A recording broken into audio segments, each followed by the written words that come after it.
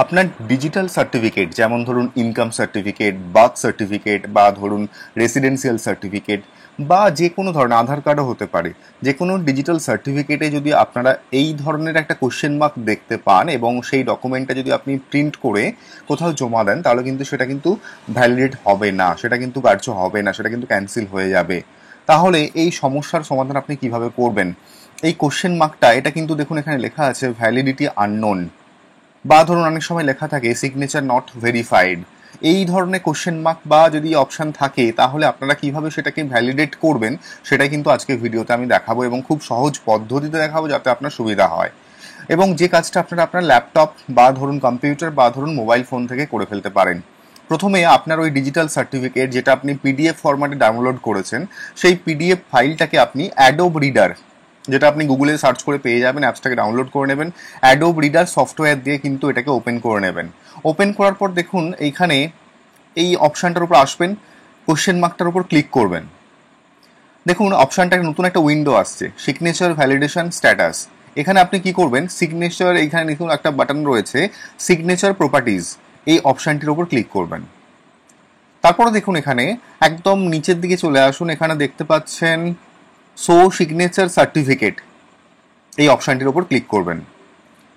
এখানে আসার পর আপনারা দেখুন এই যে ট্যাবগুলো রয়েছে, সামারি, ডিটেলস, এখানে আপনারা চলে আসুন ট্রাস্ট, এই ট্যাবটির উপর ক্লিক করবেন।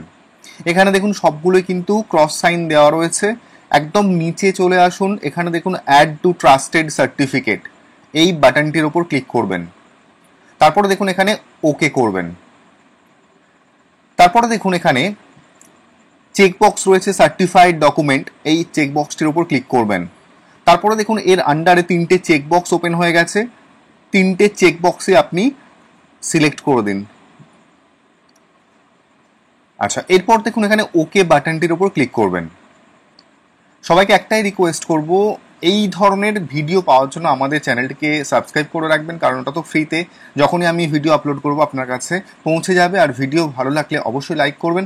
যদি কোনো জিজ্ঞাসা থাকে, যদি কোনো প্রবলেম হয়, অবশ্যই আমাকে কমেন্টে বলবেন, আমি কিন্তু সলিউশন আপনাদেরকে প্রোভাইড করে দেবো। এরপরে দেখুন ওকে বাটনটির উপরে ক্লিক করবেন।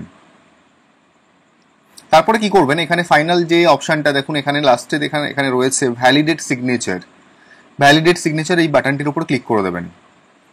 তারপরে দেখুন এখানে এই যে দেখুন সিগনেচার ভ্যালিড, ক্লোজ করে দিন। সিগনেচার ভ্যালিড, দেখুন একটা গ্রিন রাইট সাইন কিন্তু এসে গেছে।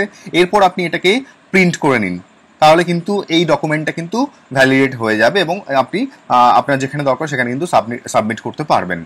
তাহলে এইভাবে আপনাদের কিন্তু ডিজিটাল ডকুমেন্টকে ভ্যালিডেট করে নিতে হবে অ্যাডোব রিডার এই সফটওয়্যারটার সাহায্যে। সফটওয়্যারটা যদি নাও পান আমাকে কমেন্ট করে বলবেন, আমি কিন্তু লিঙ্কটাকে প্রোভাইড করে দেবো, আপনারা সেখান থেকে ডাউনলোড করে নিতে পারেন।